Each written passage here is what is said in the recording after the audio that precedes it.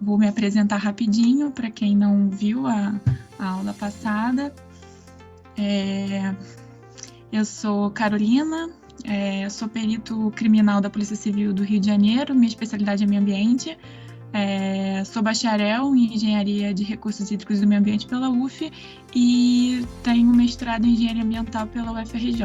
Bom, continuando. Hoje a gente vai abordar, essa aula é bem menor do que a aula de geoprocessamento, ela é bem mais curtinha. A gente vai falar sobre basicamente esses 4 tópicos e no final eu vou apresentar algumas questões que costumam cair em concursos no geral, não só o concurso, como eu falei, de perícia. Esse assunto ele cai em vários concursos, então tudo que vocês estão vendo aqui vai servir para vários concursos que vocês prestarem, como IBAMA, ICMBio e outros órgãos ambientais. A gente vai começar falando sobre... Deixa eu passar aqui. Qual é a definição de um SIG? Na verdade, Sistema de Informações Geográficas, ou GIS em inglês, existem várias definições, né? Cada lugar, cada pessoa, cada forma de utilização, as pessoas definem de forma diferente. A gente tem o hábito de entender... Não está conseguindo ver o slide? Às vezes pode ser um erro da conexão mesmo. Bom, continuando. A definição do SIG vai variar para a utilização de cada um. E a gente tem a tendência a imaginar que somente o software, né? Só que hoje em dia a definição do SIG ela é bem mais abrangente. Ela não só a parte de software, mas como todos os recursos que a gente utiliza, inclusive os recursos pessoais, humanos, na análise de informações geográficas.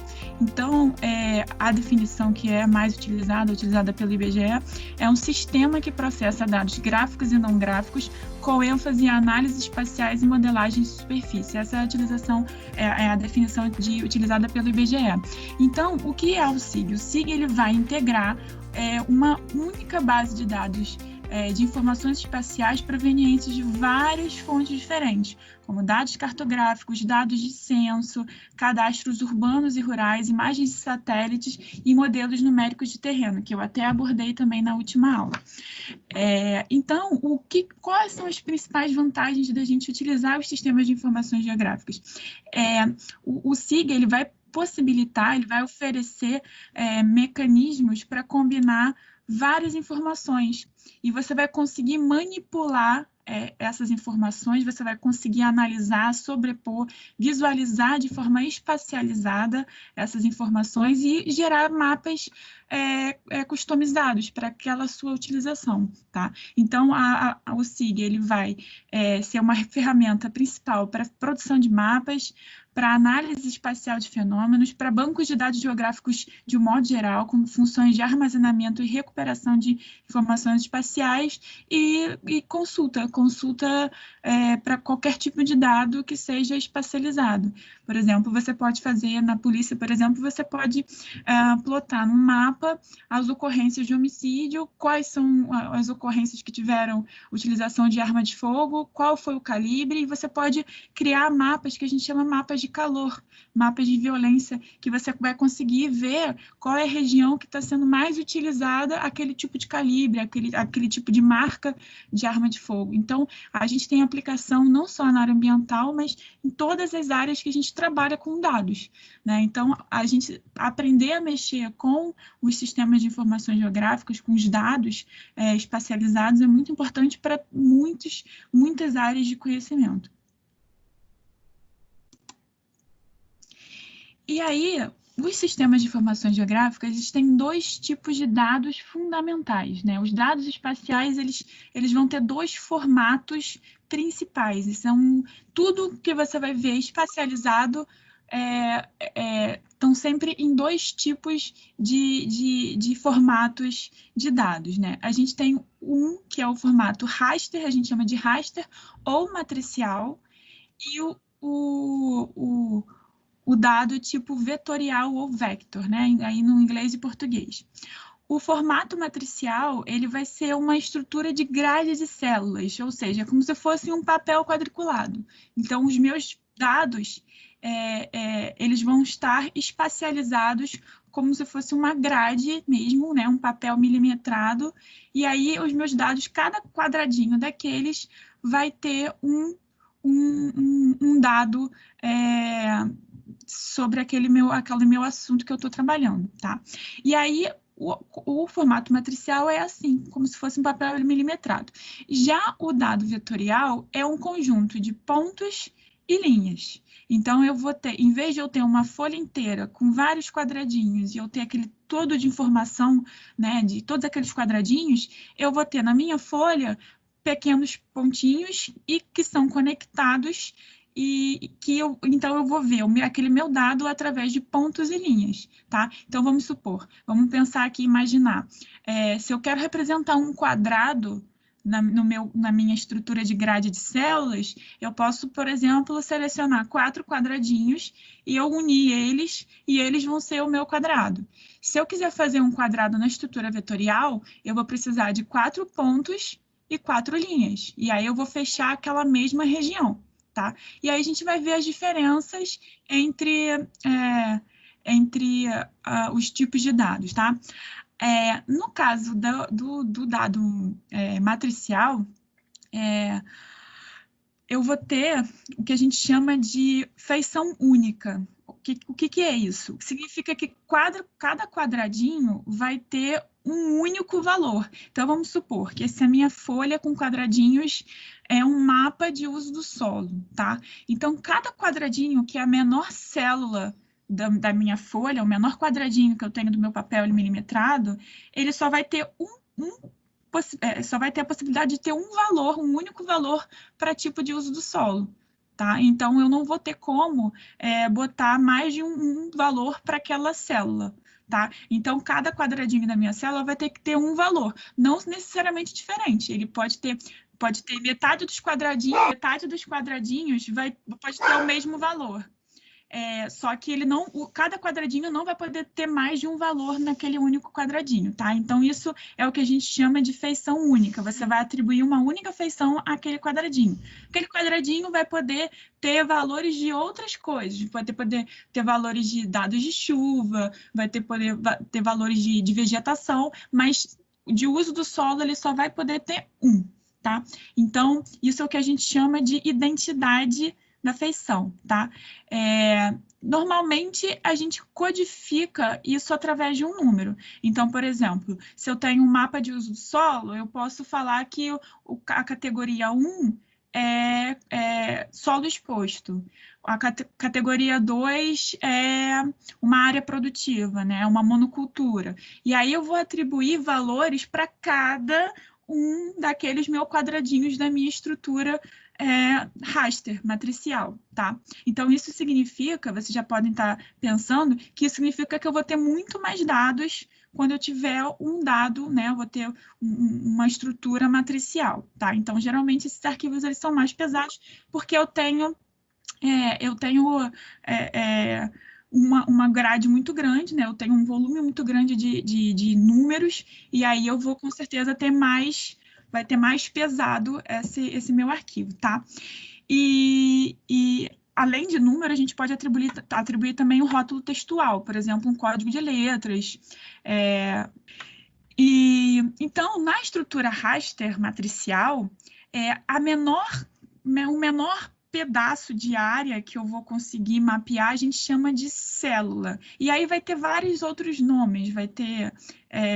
pixel, a gente pode também chamar de pixel. Quando a gente teve a aula passada, a gente falou um pouco sobre isso, sobre a codificação do pixel. E está saindo aqui.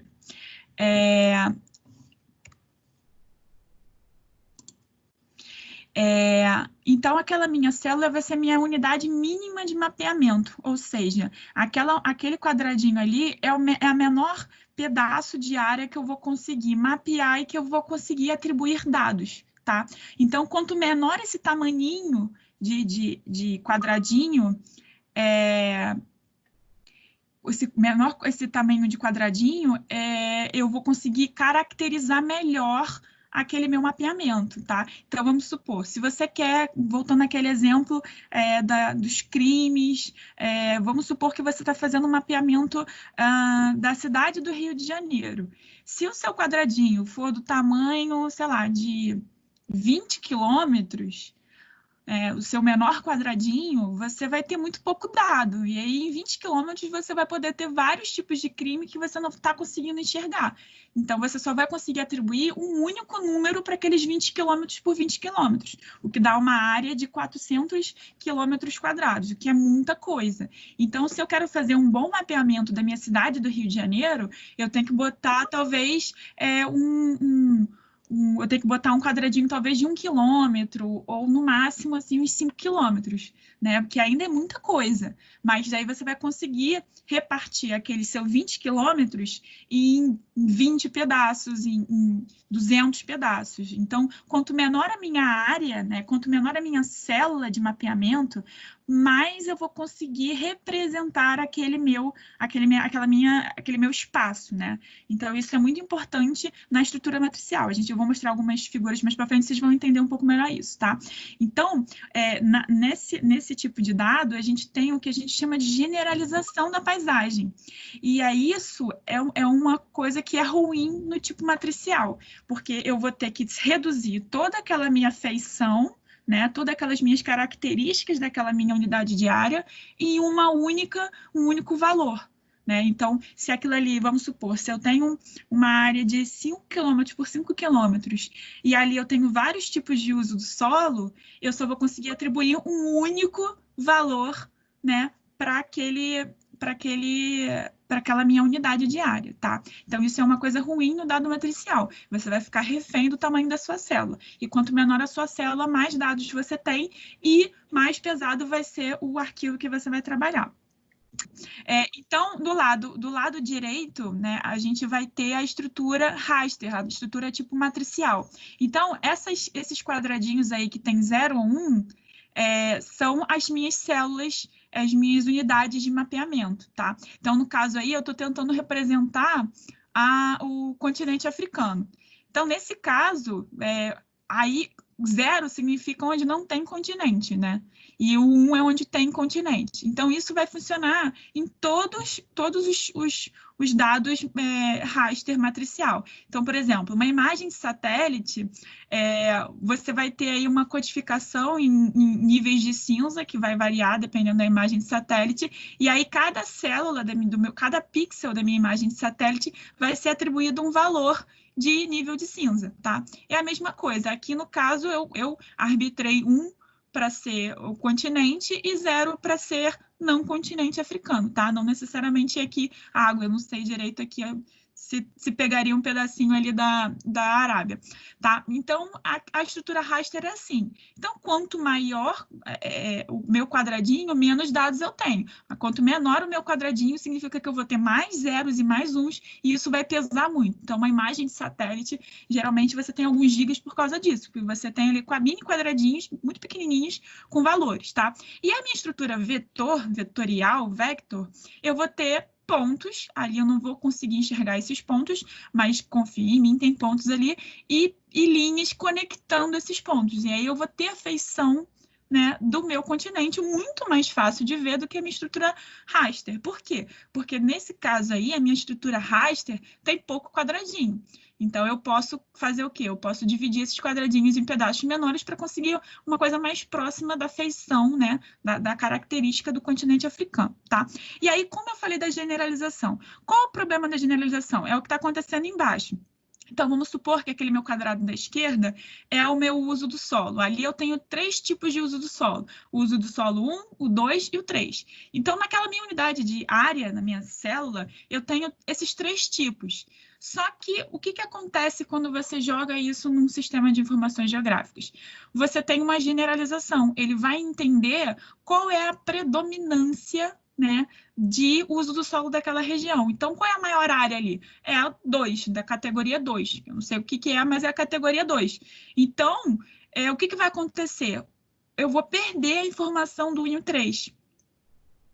Porque é a minoria. E aí, como eu tenho que atribuir só um valor para cada célula, eu vou perder essa informação. Então, a generalização na estrutura raster é um ponto a se pensar quando você vai trabalhar com esse tipo de dado, porque você tem perda de informação, tá? E aí, aqui eu tenho um exemplo, isso aqui é o extraído do ArcGIS, e aí como é que funciona essa atribuição? Ó, se vocês forem ver aqui, é que a gente tem um mapa do estado do Rio de Janeiro em formato vetorial, tá? Então, ele está ali com pontos e linhas conectados, e aí vamos supor que seja, eu tenho uma rede de lojas, e aí essas minhas lojas, elas variam de loja A até loja W, né? Que eu não sei, mas bota aí loja J, que é o que está aparecendo ali.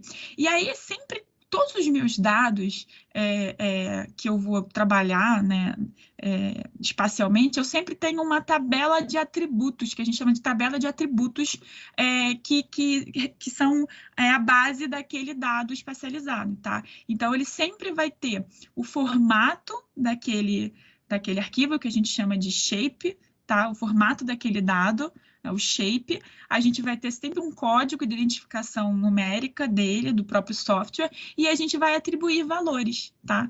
Então, nesse caso aí, o meu shape, o que eu estou falando aí, é o quê? São as minhas lojas, né? São os meus dados. Então, as minhas lojas aqui, elas são caracterizadas por pontos, tá? Então, elas estão distribuídas no território do estado do Rio de Janeiro, e cada uma vai ser representada por um ponto, ou seja, formato point, que é um formato vetorial, tá? E aí eu vou poder ter pontos, né, linhas, e quando as linhas estão conectadas, eu vou ter polígonos, que é o caso da feição do estado do Rio de Janeiro, a feição da África. Então, eu vou ter esses três tipos de representação dentro do tipo de dado vetorial. E aí, eu vou ter o quê? As coordenadas geográficas desses meus pontos, porque é através dessas coordenadas geográficas que eu insiro esses pontos no meu sistema, que nesse caso aqui era o ArcGIS, tá? Então, eu sempre vou ter uma tabela de atributos. Junto com essa tabela de atributos, eu poderia colocar outros valores. Eu poderia colocar, por exemplo, o total de vendas, quantas vendas foram feitas. Eu poderia colocar a quantidade de funcionários, eu poderia colocar uma série de outros dados. Contanto que você tenha uma coordenada para esse tipo de dado, né, ou coordenadas, no caso, quando for um polígono, alguma coisa assim, eu vou conseguir espacializar aquela minha informação, tá? Então, a tabela de atributos é sempre o conjunto de todos os dados. Você pode escolher representar uma coluna, depois outra coluna, e isso você vai conseguir fazer aqueles mapas, por exemplo, que eu citei, os mapas de calor, né? Se eu pudesse ter ali como uma coluna, se fosse, nesse caso aqui, locais de crime. Se eu pudesse ter uma coluna ali com o tipo de arma, eu poderia selecionar só as que foram utilizadas armas de fogo, ou então facas, e aí outras eu poderia botar numa outra coluna qual era o calibre daquelas armas. Aí eu poderia ver se aqueles pontos eles estão mais juntos, ou seja, uma característica daquela região, ou se não tem relação. Então, o sistema ele te permite fazer esses tipos de análise, tá? E aí, ó, voltando às diferenças entre os dados matriciais e os dados vetoriais, tá? Então, na figurinha aí, eu vou ter um mundo real, tá? Eu tenho como se fosse uma cidade, eu tenho ali um recurso hídrico, um rio passando, e aí eu tenho algumas outras feições espalhadas, tá? Para representar isso na forma vetorial, eu tenho na minha direita ali, eu tenho um rio, que vão ser pontos e conectados por linhas, eu vou ter as minhas outras feições, que vão ser polígonos, e do lado esquerdo eu tenho uma representação no formato raster, formato matricial. O que vocês vão perceber? Que os dados matriciais, né, o formato matricial, ele muitas vezes ele não vai manter a forma exata, o tamanho exato e a localização exata. Por quê? Porque eu vou ter um monte de quadradinho. Eu vou ter que tentar representar o mundo real em formato de quadrado. Então, o que era uma linha curva, eu vou ter quadradinhos, né? Então, isso pode ser um problema, tá? Outro problema, mesmo que nada exista naquele local, então vamos supor que o nada seja a parte branca ali da minha figura real, tá? Eu não tenho informação nenhuma ali. isso vai ter que ser codificado. O nada tem que ser codificado, tá? Então, isso significa que eu vou ter muitos espaços com dados que a gente chama de dados redundantes, tá? Ou seja, que não têm valor, que são sempre a mesma coisa, mas eles precisam ser codificados, tá? Então, por isso que pesa muito, que todos os quadradinhos vão ter que ter algum tipo de valor, tá? Para você, muitas vezes, representar uma feição mais corretamente, que é o caso lá que eu mostrei da África, eu vou ter que ter milhares e milhares de células para as feições ficarem reconhecíveis. Então, novamente, eu vou ter muito dado para poder, muito número, né? Muito quadradinho para poder fazer essa feição se tornar reconhecível, tá? E, em alguns casos, a generalização espacial não é um problema, mas para outras, para coisas muito que você precisa de uma acurácia, aquele problema da generalização pode ser um problema. Então, você tem que pensar bem na hora de escolher utilizar o dado vetor ou o dado raster, tá? Já os vetores, eles são elementos de dados que te permitem fazer essa descrição de posição e direção, tá? Então, eles são muito melhores para você aplicar, por exemplo, em redes, malhas, coisas que você tem pontos específicos, tá? Então, por exemplo, eu quero fazer um mapeamento das minhas vias principais de acesso do bairro. É muito mais fácil eu utilizar o dado vetorial. Por quê? Porque as ruas, elas são praticamente linhas, né, quando eu vou fazer uma representação. Então, é muito mais fácil e muito mais leve também eu trabalhar com dado vetorial, tá? Então, malha viária, malha de drenagem, esgoto, tudo isso a gente utiliza quase sempre o dado vetorial, até mesmo pela quantidade de dados. Já quando a gente fala de imagem de satélite, quando a gente fala muitas vezes que mais? Imagem de satélite, outros tipos de mapas, quase sempre você vai utilizar dado matricial, tá? Porque você vai ter uma quantidade grande de dados e aí você vai ter uma representação melhor com o dado matricial. E aí, ó, aqui na figurinha, a gente vai ter novamente aquele problema da generalização, tá? Então, aqui, ó, a gente tem um quadrado grande, externo, que está dividido em 9 quadrados menores. Então, ali, ó, se a gente for fazer a codificação, o quadrado 1, sem dúvida, é a classe A, que está ali, né? O quadrado 2, a gente já tem um problema. Por quê? Porque ali a gente tem um A, a gente tem o B e a gente tem o E. E aí, como é que fica? Talvez, não sei, eu vou ter que ver ali. Vai ser uma diferença muito pequena e vai predominar um, né, em relação aos outros dois. Ali, no caso, ele indica que é o A. Então, o A vai predominar no 2 e aí vai sumir o B e o E. Então, nesse caso aí, a generalização vai sumir com as características de B e E. No C, no 3, eu tenho a predominância do C, só que o C é simplesmente 34% só, e o resto é B e E. Então, o B e o E vão sumir, né, nesse caso do 3. E assim sucessivamente. Então, eu vou ter uma generalização muito grande nessa região aí. E o que eu vou ter? O meu mapa final, o que está lá embaixo na direita. Eu vou simplesmente sumir com o B e com o D. É como se não tivesse a ocorrência daqueles fenômenos, enfim, daquele dado dentro da minha área, o que não é verdade. Por isso que a gente fala que a generalização pode ser um problema. Se você está tentando identificar a ocorrência de fenômenos ali, no caso da generalização, você não vai conseguir identificar. Então, isso tem que ser pensado quando utilizar o dado tipo raster, tá? As linhas, elas são analógicas, ou seja, elas não são quebradas em células, igual os quadradinhos do raster, tá? Ou seja, elas são contínuas e são conectadas por nós e por vértices. Qual é a diferença entre nó e vértice? O nó é quando eu tenho um ponto, tá? Quando eu tenho o início e o final de uma linha, tá? E aí, quando eu falo uma linha, não necessariamente só uma linha reta, pode ser uma linha que muda de direção, tá? Ou seja, são uma linha, uma polilinha, que a gente chama, né? Que é uma linha que muda de direção, mas que elas não se fecham. Quando elas se fecham, elas se tornam um polígono, tá? Então, eu vou ter um nó quando eu tenho o ponto, simplesmente um ponto, que foi o caso lá das lojas, Eu vou ter uma linha quando eu tenho ou uma linha ou uma polilinha, quando eu tenho dois nós, né? No caso, o nó no início e o nó no final. E aí, quando essa linha ela muda de direção, né? Vamos supor que eu quero fazer como se fosse o início de um triângulo, tá? Ela faz aquela virada de direção para baixo, sobe e depois vai para baixo. Quando muda de direção, eu tenho um vértice. Tá? Então, para uma linha, ela vai ser composta necessariamente de dois nós, que vai ser o início e o final, e ela pode ter vértices que mudam ela de direção, tá? Polilinha. E aí eu tenho o polígono quando essa linha se fecha.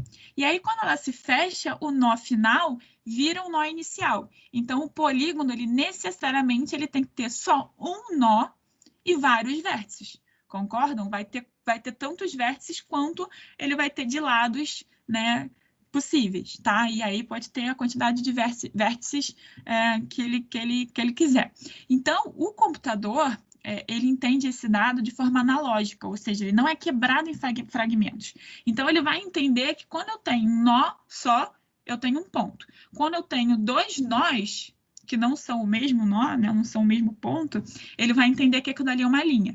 E quando ele tem só um nó e vários vértices, ele vai entender aquilo como um polígono. Então, na verdade, a linha aparece para a gente, mas para o computador aquilo são só nós e vértices, tá? Então, isso facilita muito para o computador para entender aquele dado, e é muito mais leve do que o dado raster por causa disso também, tá? Então, ele não grava nem as linhas são para a gente visualizar, mas, na verdade, o computador ele entende aquilo como nós e vértices apenas, tá? E aí, qual é a solução para eu resolver esse problema da generalização? Eu teria que aumentar a quantidade de células, né? Em vez de 9, talvez eu tivesse que dividir esses quadrados em 4 ou mais pequenos quadrados, de forma que eu pudesse ter a representação da classe B e a classe D que sumiram, tá? Então, esse incremento de células pode ser uma resolução para esse problema da generalização. Mas, como eu falei, mais uma vez, isso vai significar um aumento também da quantidade de dados que você vai ter. Tá? E aí, então, ó, o meu mapinha lá da África, tá? Então, eu tenho no lado esquerdo a minha resolução baixa, ou seja, quando eu tenho uma baixa resolução, eu tenho minha célula muito grande, tá? E aí, quando eu tenho uma alta resolução, eu tenho a minha célula bem pequenininha. E aí, embaixo, tem um comparativo do tamanho em quilômetros quadrados da célula. Então, de um lado, eu tenho 1.210.000 quilômetros quadrados, e do outro lado, numa alta resolução, eu tenho 90.000 quilômetros quadrados, tá? E aí eu vou representar a África e as suas regiões ali nesses dois tipos de grades raster, tá? Vocês vão perceber aí no finalzinho, na parte de baixo, no mapa, que o mapa do lado direito, na alta resolução, está muito mais parecido com o dado vetorial, tá? Obviamente, para esse tipo de coisa, o dado vetorial ele é muito mais recomendado, tá? Mas é possível a gente chegar ali próximo se a gente tiver uma alta resolução no meu dado raster. Até agora foi? Todo mundo entendeu? Dá um joinha aqui para qualquer coisa. Alguém pode perguntar aqui no chat que eu estou acompanhando, tá? E aí, como eu falei, olha, o dado vetorial, ele na verdade são pontos, são nós, tá? E vértices. E as linhas, elas também são o que a gente chama de conectadas não por linhas, mas por cadeias, tá? No inglês, eles usam o chain, que é a cadeia. Então, os arquivos de dados do sistema vetorial, eles vão somente gravar, como eu disse, as coordenadas de cada nó e cada vértice. E aí ele vai entender que quando aquela feição tem um nó só, aquilo dali é um ponto. Quando ele tem um nó e vários vértices, aquilo dali é um polígono, tá? Vários vértices, aí ele vai desenhar para você as cadeias. E aí você vai ver um polígono. Mas ele só vai gravar a mesma coordenada do nó e dos vértices. E aí ele tem uma linha quando ele tem dois nós e vários vértices, tá? Ou só dois nós, que aí vai ser uma linha reta, tá bom? Então, essa é a diferença principal entre os dois tipos de formatos de dados de sistemas de informações geográficas, tá? Essas ligações, aí, como eu escrevi ali do lado, elas são chamadas de cadeias, de arcos, limites ou ligações, mas tanto faz, tá? É tudo a mesma coisa. São essas linhas imaginárias, tá? Não são linhas reais, são linhas imaginárias que o computador desenha para a gente entender que aquilo ali é uma linha, tá? E não só pontos isolados, para a gente fazer essa diferenciação visual. Tá? E aí, mais uma vez, olha, eu tenho ali uma conversão entre um dado que é matricial e um dado vetorial, tá? E aí, obviamente, se vocês forem ver que o dado, quando o dado original, né, transformado em raster, eu vou ter aquele formato de quadradinhos conectados, tá? Se eu for tentar transformar isso de novo em dado vetorizado, ele não vai ser exatamente igual ao original, no caso aí é um riozinho. O riozinho ele vai ter aquelas curvas todas suaves, tá? E aí, no caso, se eu fizer essas conversões, eu vou ter perda também de qualidade desse meu dado. Então, isso tem que ficar atento também, porque o ideal é você gerar o dado já vetorizado, porque senão você vai ter esse problema aí de desenho, né? O traço ele não vai estar exatamente igual à feição original, tá? Então, o polígono, o que vai ser o polígono? Né? Vai ser justamente 3 ou mais cadeias que envolvem uma região, tá? O nó do polígono, que vai ser só tem um nó, vai ser o nó de início e o nó de final, tá? Os polígonos eles estão conectados, normalmente eles têm vários nós comuns, ou seja, eu posso ter um polígono colado em outro polígono. Quando eu tenho, por exemplo, um mapa de uso do solo, eu vou ter sempre os polígonos conectados, né? E aí eu posso ter um nó de um polígono o nó do outro polígono também. E aí, consequentemente, vai ter vértices também que vão ser vértices em comum, tá? Isso é normal e até recomendado, porque significa que os dados de fato, eles são contíguos. Então, não faz sentido eu ter uma descontinuidade. Então, o programa ele até te ajuda a fazer isso muitas vezes. A você colocar os vértices e nós sobrepostos para não haver descontinuidade entre os mapas, tá? Para quem talvez alguém já tenha trabalhado, alguém na área ambiental com isso, o CAR, por exemplo, ele vê justamente o Cadastro Ambiental Rural, ele vê quando há descontinuidade e sobreposição de polígonos. O sistema ele identifica e ele fala, opa, tem alguma coisa errada, tá? Por quê? Porque não pode haver sobreposição, você tem que haver dados contíguos, né? Se eu tenho uma área rural aqui e outra do lado, essas áreas elas não podem se sobrepor, elas têm que ser contíguas. E aí o sistema ele analisa esse tipo de problema, tá? Tanto distância quanto sobreposição.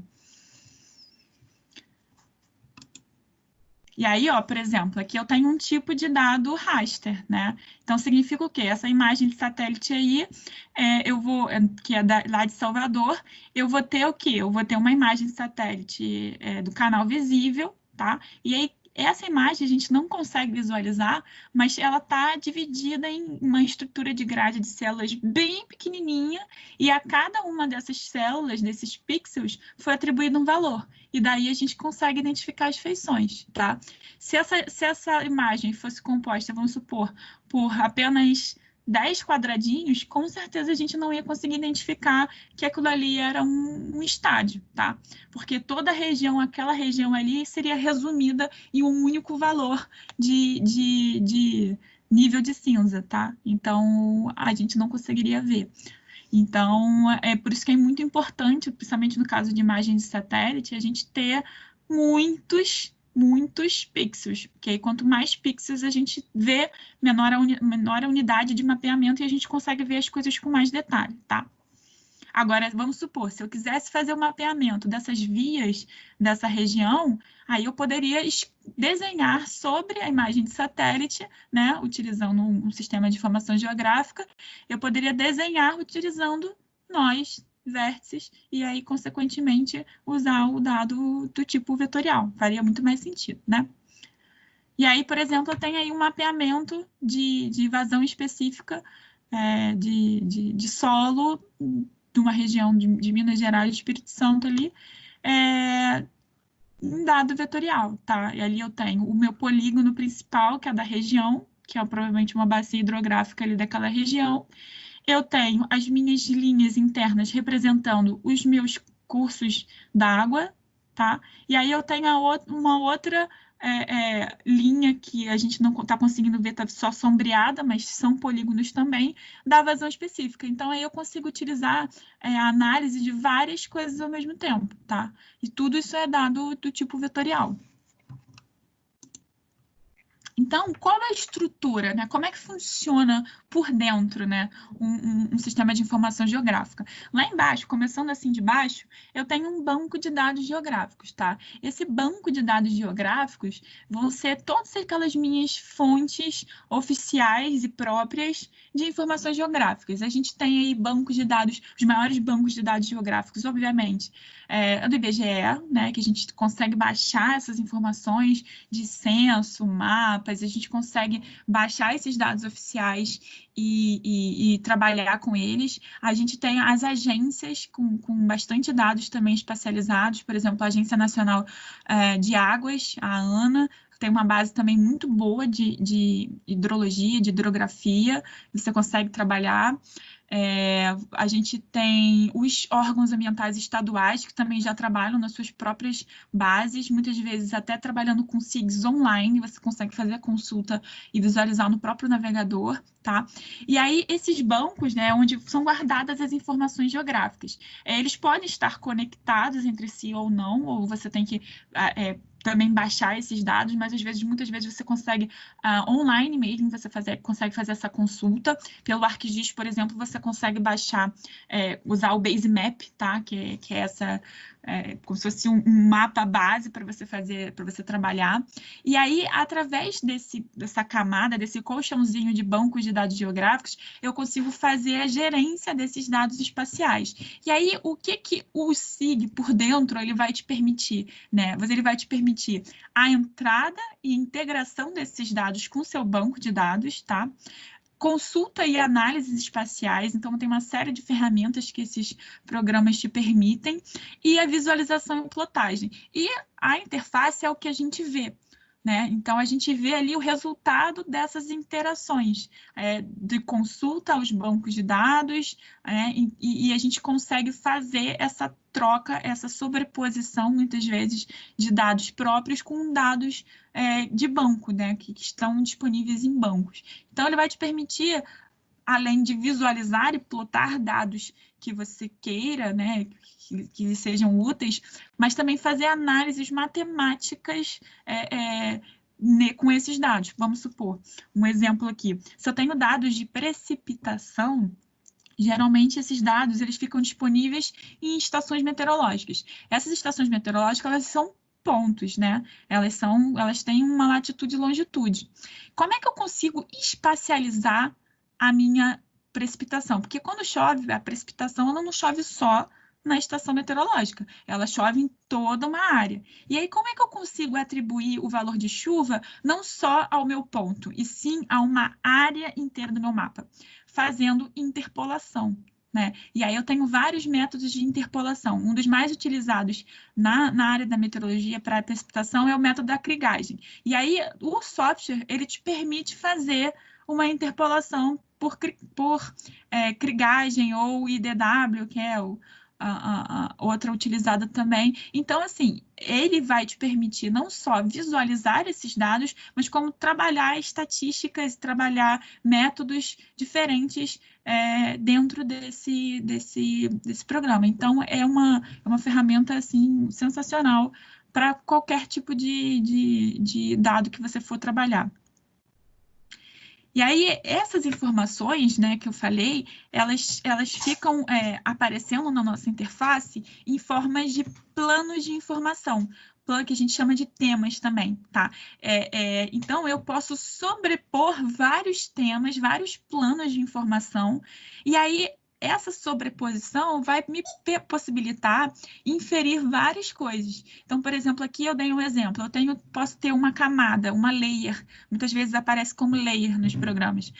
Eu tenho uma layer de uso da terra, eu tenho uma layer de tipo do solo, eu tenho uma layer com as minhas estações pluviométricas, uma layer com a minha rede de drenagem, uma layer com uma bacia hidrográfica. E aí eu posso colocar layers a quantidade que você quiser, fazer a análise que você quiser, tá? E eu posso desligar e ligar certas layers. Se eu acho que está muito poluído, eu seleciono só 2, tá? E aí eu consigo fazer essa análise sobrepondo várias layers e retirar aquela informação no meu mapa, tá?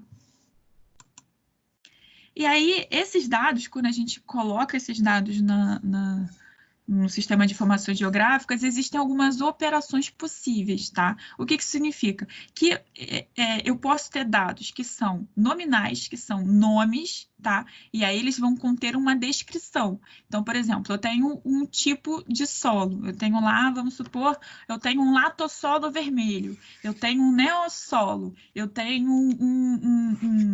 um fluviossolo, tá? E isso são nomes. Então, o que eu consigo fazer com esses nomes dentro do sistema de informação? Eu consigo fazer uma seleção e comparação. Eu não consigo somar, né, obviamente, nomes. Eu não consigo fazer essa operação com esse dado, mas eu consigo selecionar. Eu tenho lá a minha tabela de atributos e aí eu quero que no mapa fique selecionado todas as regiões que eu tenho o tipo de latossolo vermelho. E aí o mapa vai selecionar, né? O programa ele vai selecionar no mapa todas aquelas regiões que tem um latossolo vermelho, tá? Então, eu consigo fazer seleção e comparação. E aí, quando eu tenho tipos de dados de tipo ordinal, que a gente chama de ordinal, que você tem uma ideia de ordem, de classe ali, né? Eu vou conseguir fazer operações um pouco mais matemáticas, tá? Então, vamos supor, eu tenho uma classe de declividade, tá? Então, eu tenho uma declividade ali variando de 0 a 30% naquela região ali, tá? Várias encostas e tal. E aí, o que eu posso fazer? Eu posso fazer operações de mediana, de máximo e mínimo. Então, por exemplo, para fazer mapeamento de APP, quem é da área ambiental provavelmente já se deparou com isso. Tá? E aí, como é que eu faço para selecionar APP de encosta? Quem lembra aí qual é o grau? Eu posso fazer o seguinte, eu posso procurar no meu mapa regiões que têm aquele 45 que sejam igual ou maior que 45 graus. Que aí o mapa ele já vai te saltar quais são as regiões que eu tenho a máxima declividade, tá? Que aí, no caso, aí eu posso escolher, eu quero o máximo de declividade, me mostra aí. E aí ele vai te mostrar essa região, tá? Eu tenho também o dado tipo intervalo, que são distâncias. O principal é a altimetria. Então, eu tenho um mapa lá de curvas de nível. Eu consigo fazer diferenças e somas. Eu quero saber qual é o desnível daquela região. E aí, eu consigo fazer essas operações com dados tipo intervalo, tá? E os dados tipo razão, que são valores, de fato. Então, por exemplo, dados de renda, de população, taxa de natalidade, eu consigo fazer operações aritméticas com esses tipos de dados, tá? Deixa eu passar. E aí, além dessas operações, que são operações de seleção e operações matemáticas ou de lógica booleana de um modo geral, eu tenho as operações também que eu vou colocar assim, operações gráficas, tá? Que significa manipulação mesmo dos meus dados ou matricial ou vetorial, tá? Então, pode acontecer, por exemplo, de eu precisar selecionar dentro de uma imagem de satélite, eu selecionar só uma região. Eu não quero saber do resto, eu quero saber só daquela minha região. Então, eu tenho uma série de ferramentas dentro do SIG que vai me permitir essa manipulação desses dados, tanto raster quanto vetorial, tá? Então, lá em cima, o primeiro é o erase, tá? Que é o apagar. Então, eu tenho o meu input, que vamos supor que é uma imagem de satélite. Eu quero apagar aquela região ali do meio. Então, eu vou usar essa ferramenta erase. Então, qual vai ser o meu output? Vai ser a original menos aquela região no início, tá? E aí pode ser, por exemplo, eu quero apagar aquele município. E aí você joga o polígono do município que você quer apagar, tá? Eu tenho o clip, que vai ser o cortar, vai ser meio que o contrário, né? Eu quero selecionar só o que está dentro daquela minha região, do meu polígono, e aí eu vou usar o clip. O clip ele vai cortar aquela minha imagem de satélite exatamente no formato do município do meu interesse, tá? Eu tenho o union, que vai juntar duas feições, né? Duas coisas diferentes que estão separadas, tá? E ele vai manter os dados das duas, isso é importante, tá? Eu tenho o intersect, que vai ser a interseção entre duas figuras, tá? Eu vou ter lá em cima, do lado direito, o dissolve. O que é o dissolve? O dissolve, ele vai tirar regiões que estão sobrepostas, tá? Então, se eu tenho, por algum motivo, polígonos que estão sobrepostos, eu utilizo o dissolve para apagar, não apagar, mas tirar aquela sobreposição. E quando eu falo tirar, significa o quê? Que lá na minha tabela de atributos do meu novo dado, aqueles dados não vão estar repetidos, tá? Isso é muito importante. Qualquer operação que eu faça na feição, visualmente, que eu estou vendo visualmente, a tabela de atributos também vai sofrer alterações, tá? Então, nesse caso aqui do dissolve, eu vou ter essa região que está sobreposta, só vai ter um único dado, não vai ter sobreposição desses dados, tá?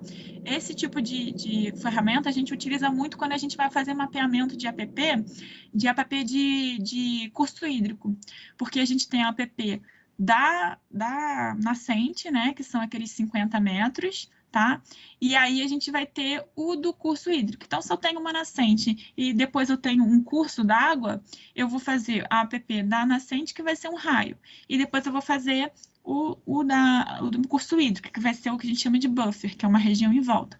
E aí eu vou ter sobreposição lá no iniciozinho, perto da nascente. E aí eu vou usar o dissolve para tirar essa sobreposição de dados, tá?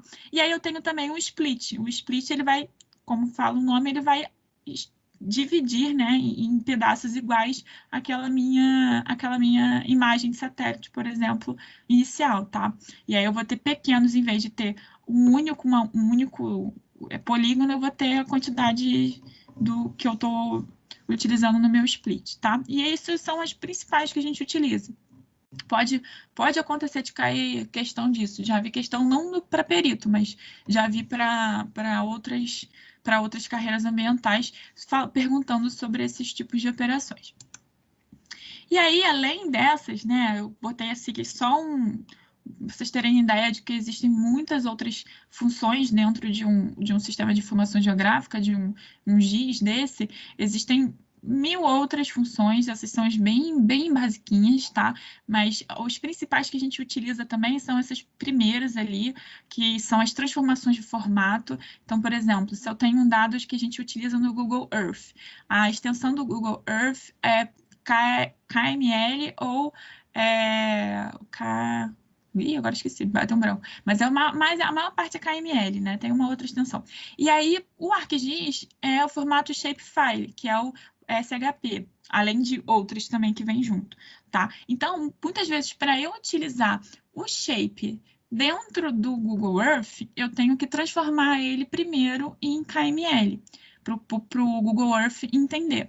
Da mesma forma, para eu trabalhar com o dado KML, eu tenho que fazer a transformação dentro do ArcGIS para Shapefile, tá?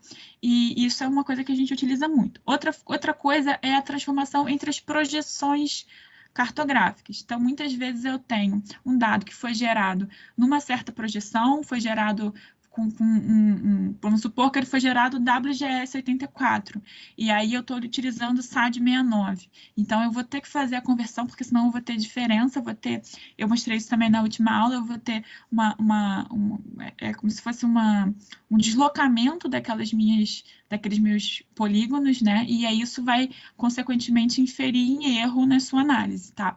Então, a gente faz muito a transformação entre as projeções também. Além disso, a gente faz outras análises também, como eu falei, de interpolação, de transformação também de raster, enfim. Tem uma série de outros tipos de coisas que são possíveis de serem feitas, de todos que a gente mais utiliza, assim, que tem mais ferramentas é o ArcGIS, né? Mas tem outros também que tem bastante ferramenta, mas o principal é o ArcGIS, e tem os genéricos, né? O QGIS, enfim, tem outros. Mas, enfim, todos esses, tirando o Google Earth, que é o mais simples de todos esses permitem fazer uma série de análises desse tipo, com todos os dados tipo raster, tipo matricial. E aí, ó, por exemplo, entrando aí no assunto, esse é o QGIS, ó, a carinha do QGIS, tá? Ele é grátis a princípio, e ele também tem uma série de recursos parecidos com o do ArcGIS. O ArcGIS é pago e tem uma licença bem cara. Mas aí a gente tem essas outras opções disponíveis ao QGIS. Aí, por exemplo, eu tenho aí um mapeamento, tá? Peguei na internet, eu não utilizo muito ele, mas ele vai ter todas essas opções de manipulação de dados e de sobreposição, enfim, de tudo. Essa aqui é a carinha do ArcGIS, para quem nunca trabalhou, mesma coisa, né? Desse lado aqui eu vou ter as minhas layers, as minhas camadas, tá? E aí eu vou conseguir, não sei se dá para ver, se está muito nítido, mas ele tem um tick box aqui, né? Então você pode clicar e selecionar qual é a layer que você quer trabalhar. Então vamos supor, eu quero tirar a layer do quadrado. Então vocês conseguem ver que essa daqui que está marcada, eu posso simplesmente tirar e ela vai desaparecer. E aí as outras também. Eu não sei se vocês conseguem ver também, aqui está escrito Base Map. Esse Base Map é o que eu me referi.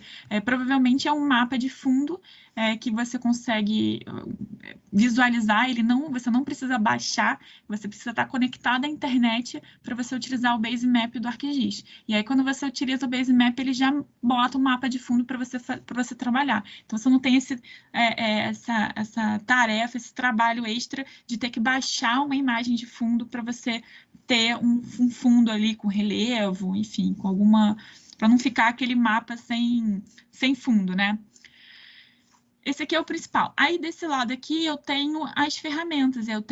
Eu consigo acessar os meus arquivos, mas eu consigo também ter uma outra aba aqui que eu consigo ver todas essas ferramentas que eu citei, de interpolação, de análises espaciais, geoespaciais de um modo geral, elas ficam disponíveis desse lado. E aí, aqui, o meu tema principal é onde eu trabalho, tá? Então, eu consigo criar pontos, eu consigo criar polígonos, eu consigo, enfim, conectar aqui e criar dados vetoriais, tipo shapefile. Eu estou no slide, eu não sei qual o número, 21, estou no slide 21. É o slide do ArcGIS. A Luciana perguntou.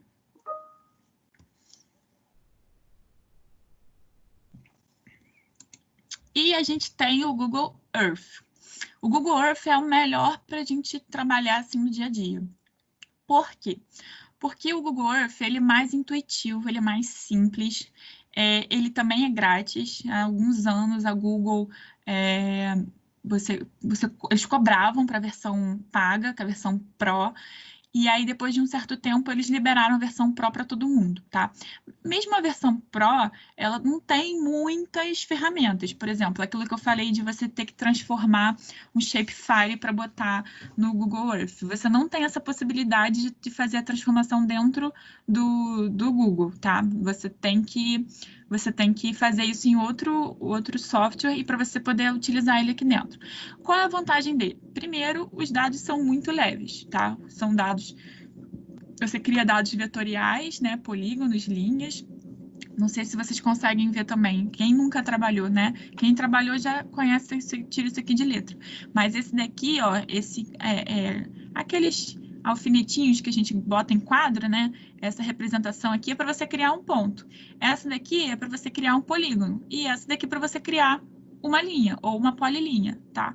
Então, aqueles dados de tipo vetor aqui que eu expliquei, eles estão aqui, tá? Então, você consegue clicar numa região aqui do Google, do globo terrestre e você consegue criar essas feições. E aí depois eles vão se acumulando aqui e depois você consegue selecionar tudo e salvar facilmente, jogar numa pastinha e salvar em formato KML. Então ele é muito intuitivo, ele é muito fácil, tá? Qual é outra vantagem do Google Earth que a gente não tem nos outros, tá? A gente tem aqui, nessa região aqui, nessa barrinha aqui, um reloginho que abre uma barra aqui que a gente consegue ver imagens de satélite anteriores. Isso é muito bom quando você quer verificar a alteração de superfície, né, da superfície, durante um período de tempo. Então, a gente utiliza isso muito quando a gente vai, por exemplo, para crime ambiental, que há uma degradação contínua daquela região, né? Por exemplo, uma região de mangue, aí os caras estão aterrando aquilo há 10 anos, cada vez avançando mais para cima do mangue.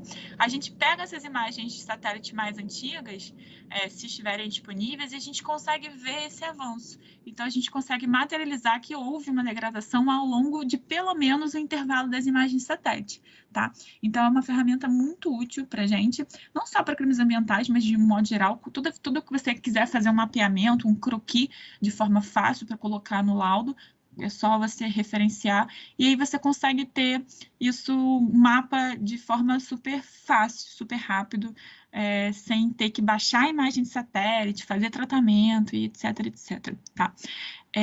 Então, essa é uma vantagem. Uma desvantagem que eu comentei na aula de sensoramento remoto é que a gente não tem acesso a saber que imagem de satélite é aquela. Então, a gente não sabe qual é o satélite que gerou ela, a gente não sabe qual o tamanho do pixel, a gente não sabe muita coisa sobre essas imagens. Pode ser até imagem aérea, né? Aerofotogrametria. Então, como a gente não tem essa informação, então as medidas nas imagens, você não pode confiar muito. Então, se você quer um dado, vamos supor, você quer fazer uma medição de uma via através do Google Earth, é complicado, porque você teria que saber qual é a imagem, né, de satélite, para você saber qual é o pixel e saber qual é o erro aceitável, porque tem distorção. Todas as imagens, elas têm distorção, né? E aí, a gente não saber qual é a imagem, a gente não consegue saber qual é o erro que está naquela minha medição. E sem saber o erro da medição, o seu dado fica meio capenga. Você pode ter uma ideia da distância, uma ideia do comprimento, da área, tá? Mas você não consegue ter uma certeza de que aquela sua medição é uma boa medição, né? Se for alguns metros e o erro for 1 metro, aí aquele dado fica muito comprometido, tá? Então, assim, para coisas que não dependem muito da medição, do valor assim exato, o Google Earth é ótimo, tá? Para te dar uma ideia de área, enfim, ele é bem prático. Mas para medições mais acuradas, aí o ideal é você utilizar uma imagem que você conheça, joga no ArcGIS e aí você faz um mapeamento mais robusto, tá? É basicamente isso. Eu gostaria de abrir aqui o Google Earth rapidamente, só para vocês verem a questão das camadas, para quem não conhece. Não sei se vai projetar. Deixa eu procurar aqui.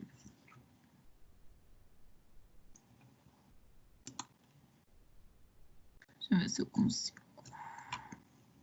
Área de trabalho. Vocês estão conseguindo ver a minha área de trabalho? Estão conseguindo ver o Google Earth aberto? Não.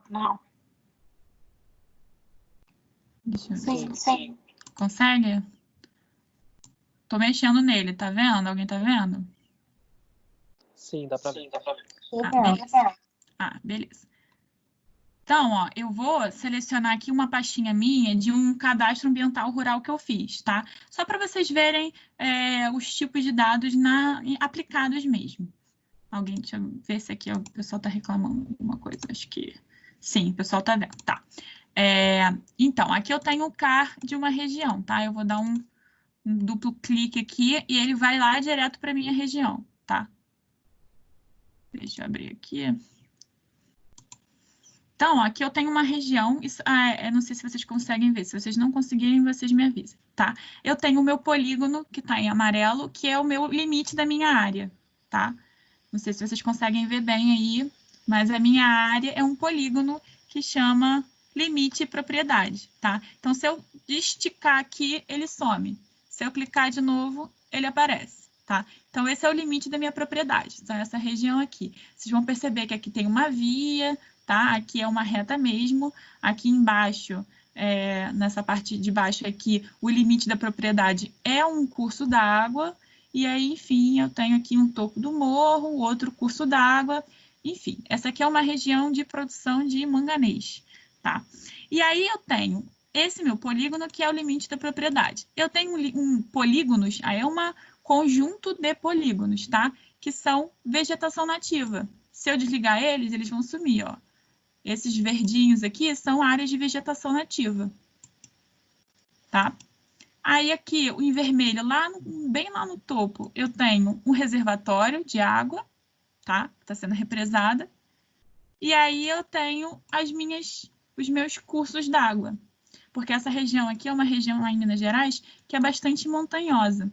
E aí o Google, ele vai me dar essa perspectiva. Vou chegar perto aqui. Se vocês não conseguirem ver, vocês me avisem. Mas o Google, ele tem um modelo de terreno por baixo dessas imagens. O que significa? Que eles pegam as imagens e eles colocam sobre um modelo de terreno, né? Ou seja, um relevo fictício, um relevo matemático, tá? E aí eu consigo ter a perspectiva do que é um vale, do que é um morro, com a imagem de satélite. Então, eu consigo mexer e visualizar isso, não de forma reta, que é uma imagem de satélite, mas eu consigo ter uma noção do relevo, se o relevo estiver habilitado aqui na minha camada aqui embaixo, tá? E aí aquelas layers, aquelas camadas que eu comentei, tipo o base map do ArcGIS, ele também tem aqui um base map, aqui na região esquerda inferior. Você tem um base map de estradas, limites e marcadores. Você tem uma série de camadas que você também pode utilizar. Aqui, no caso, eu estou usando só a camada de terreno mesmo, que era o que me interessava. Mas eu posso também ligar a camada aqui, por exemplo, de estradas. E aí vai aparecer as minhas estradas principais, ó, uma rodovia aqui. Enfim, tudo vai depender do mapeamento que você precisa. E, como eu falei, não sei se vocês também vão conseguir ver, eu cliquei aqui no reloginho e eu consigo navegar nas imagens disponíveis. Essa aqui é do dia 22/6 de 2020. Aqui, a princípio, a mais antiga é de 2004. Então, eu já tenho aí 16 anos de mapeamento. É bem possível que as imagens mais antigas não tenham uma qualidade tão boa, tá? Mas, às vezes, você consegue tirar ainda alguma informação, tá? E aí você consegue ver... obviamente tem umas diferenças de tonalidade entre as imagens, né, natural, porque depende da época do ano, depende do satélite, enfim, é aquilo que eu falei, a gente não sabe qual é a imagem, qual é a origem daquela imagem, então a gente não consegue fazer uma avaliação muito boa do porquê da diferença, mas a gente consegue inferir, que pode ser uma mais no inverno, que aí as pastagens, morros estão mais secos, outros mais para o verão, então está tudo muito verdinho. Você tem também imagens que tem bastante, ó, nebulosidade, vocês conseguem ver aí? Bastante nebulosidade, isso atrapalha o meu mapeamento. Vocês conseguem ver aqui, ó, olha aqui o mosaico de imagens, tá? Olha como é que é um mosaico. Então, você vai ter imagens ali que não vão ter utilização porque você tem muita nebulosidade, que é o que tinha disponível, tá? Então, é isso, assim, aqui... Basicamente, tem esses conceitos todos que eu passei para você. A gente tem aqui o polígono, a gente tem as linhas, a gente tem as layers aqui disponíveis, tá? E isso aqui é uma utilização prática de um sistema de informações geográficas. Parte desses dados foram gerados no ArcGIS e parte foi gerada aqui mesmo. Tá? Então, se eu der um zoomzinho aqui, eu consigo ver, ó, a região, ó, se a APP está degradada ou não. Se a APP dos rios, ó. Que eu consigo ter essa ideia, tá bom? Vou fechar. Agora, para terminar, a gente vai olhar as questões que eu comentei. Cadê aqui? Sistemas de informações. Ups. Não é isso que eu queria.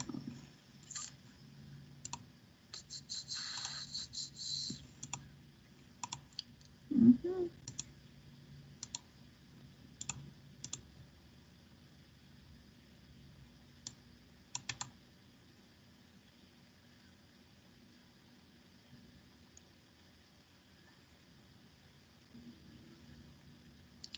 Qual é a área de vocês, pessoal? Eu sei que deve ter muita gente da biologia. Deixa eu lá para o final, que eu abri de novo aqui. Tá. Aqui, como eu falei, tá? Já tá aparecendo para vocês? Responde aí no chat. O Google biologia, a maioria deve ser da área da biologia mesmo. Então, como eu falei, para o pessoal da biologia, isso vai servir não só para perito criminal, né, de biologia, até o pessoal da ambiental também, vai servir também para outros concursos, que isso cai em quase todos, que hoje em dia é mandatário a gente saber mexer nesses sistemas, tá? Porque hoje em dia os mapeamentos todos, tudo é feito muito com bancos de dados geográficos. Então, a vantagem, ele é livre, ele tem interface amigável, base de dados disponível de forma rápida, são as imagens de satélite, arquivos leves. A desvantagem, você tem que estar conectado, tá? Porque senão o globo não aparece e as coisas não carregam. Falta de informações sobre as imagens orbitais ou fotogramétricas da região que você está trabalhando. Não é possível trabalhar com dado tipo raster, então, assim, você não consegue jogar a sua própria imagem de satélite no Google Earth para você trabalhar ali em cima. E não converte arquivos de outras extensões. Você tem que fazer isso fora dele e depois jogar nele, tá? Tem essas vantagens e desvantagens. Para o nosso dia a dia, ele resolve muita coisa, tá? Mas para outras um pouco mais complexas, a gente vai precisar de um ArcGIS, um QGIS, alguma coisa assim. Alguém tem alguma pergunta sobre esse conteúdo? Alguma coisa específica que passou, que não entendeu muito bem, de tipo de dado? Alguma coisa? Que aí eu vou passar para as questões, para a gente fazer umas questões rapidinho sobre essa área. Vou pegar um pouco pesado, tá? As questões geralmente são, assim, que eu vejo nos concursos para perito, elas são bem básicas, são bem simples. Então, eu acho que com essa aula e com a aula anterior, né, que esse conteúdo, assim, da geografia que acaba caindo, eu acho que vocês vão se sair bem com essas questões. Mas para outros concursos, né, dependendo do perfil, por exemplo, IBAMA e ICMBio, dependendo do perfil que você preste o concurso, aí você vai ter que saber um pouquinho mais, tá? Vai ter que fazer o curso da bioforense mesmo, que são 8 horas e é pesado, mas assim, vai te preparar bem melhor, tá? Essas aulas assim é pra gente ter uma noçãozinha, tá? Alguém tem alguma dúvida? Senão eu vou partir para as perguntas. Vou deixar aí valendo. Se tiver dúvida, agora. Como diria um professor meu, dúvidas, aí ninguém fala nada, dívidas. Agora vocês têm dívidas.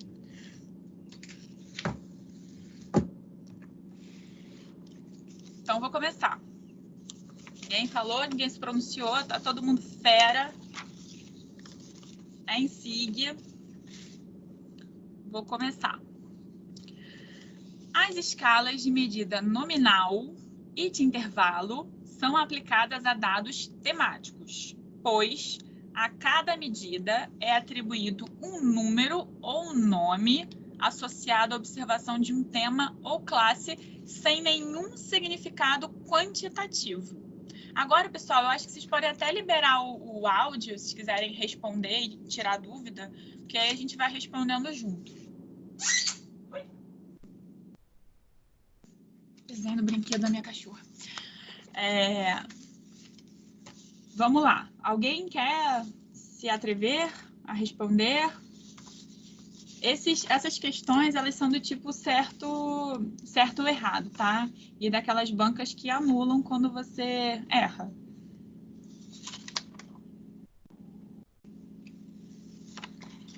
Alguém se habilita? Não, né? Não tenho voluntários. Então, vamos lá. Está errado. Por quê?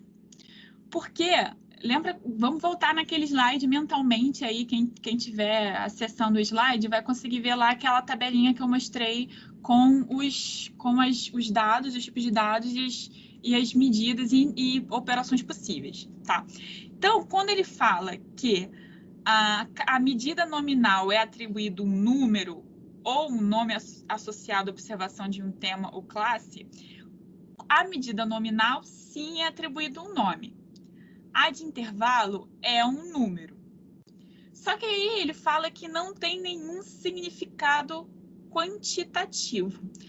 No caso da medida nominal, ok, lembra, são aqueles tipos de uso do solo, né? Eu vou ter latossolo, ou tipos de solo, latossolo, vou ter neossolo. Eu não tenho nenhum significado quantitativo quando eu falo de nome. Só que quando eu falo de intervalo, eu tenho. tá? Então, medidas de intervalo, eu tenho significado quantitativo.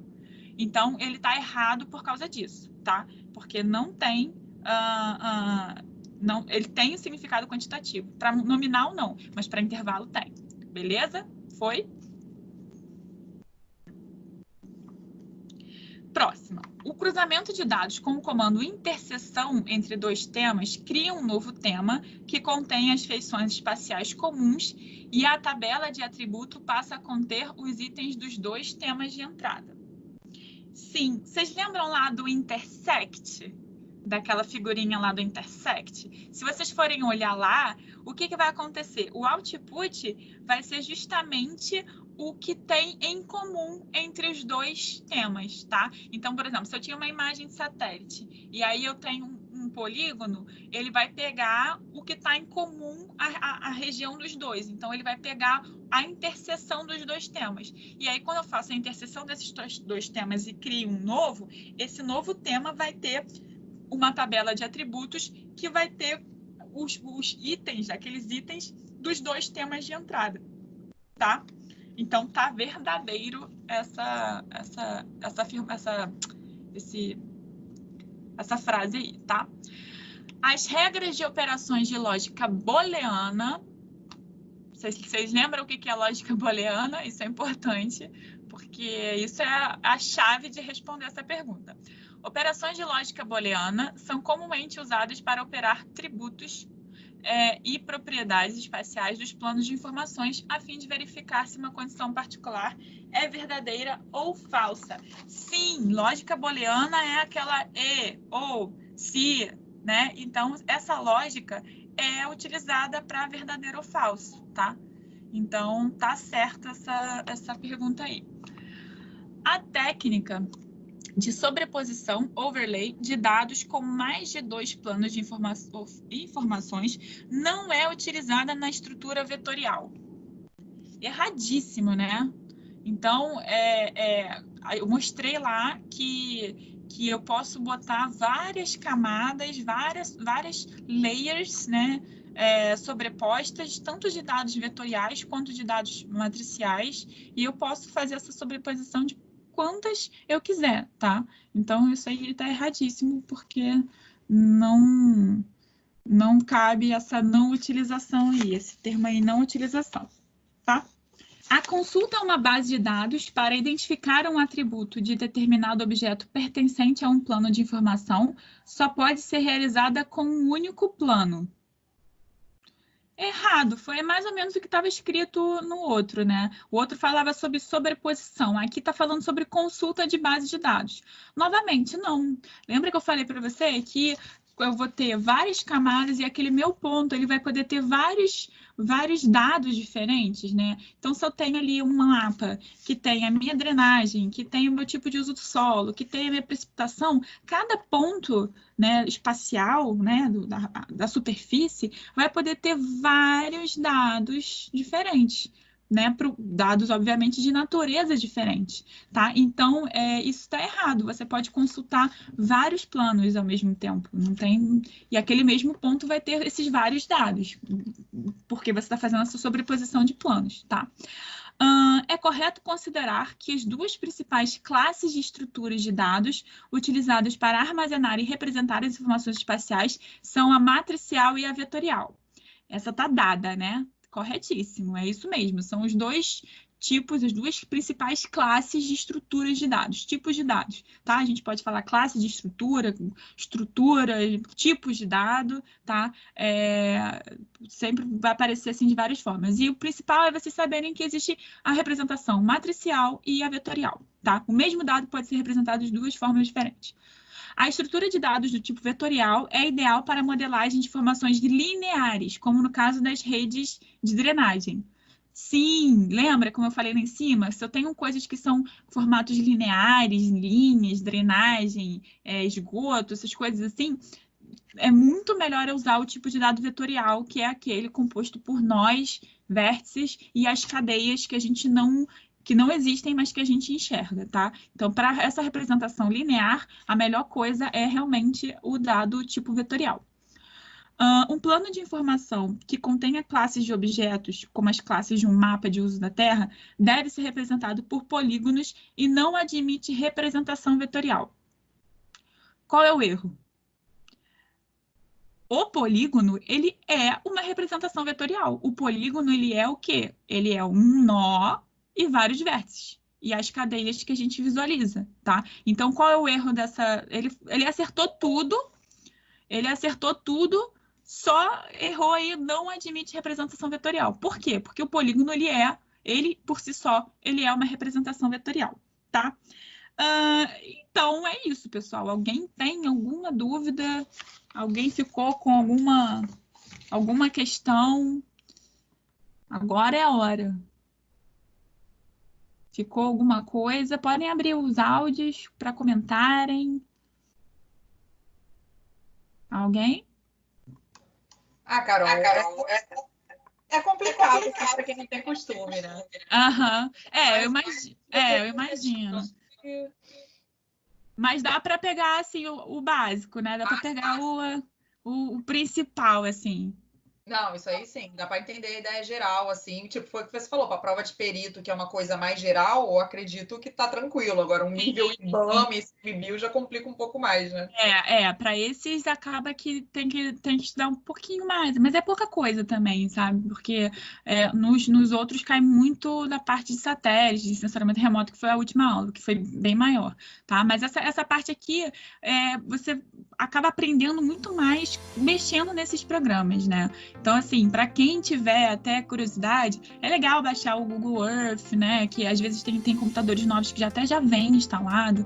E aí brincar, assim, vou marcar a minha casa, vou criar o pontinho da minha casa, vou criar o polígono do terreno da minha casa dos meus pais, né? E aí brincando, manipulando, que aí você vai ver a aplicação desses conceitos na prática, né?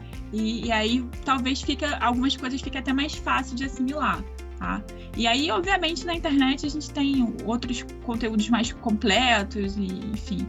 Mas, assim, o básico das questões estão aqui dentro, tá? Essas questões estão até bem difíceis pro nível que cai nos concursos de perito, tá? Principalmente para biólogo. É bem superficial.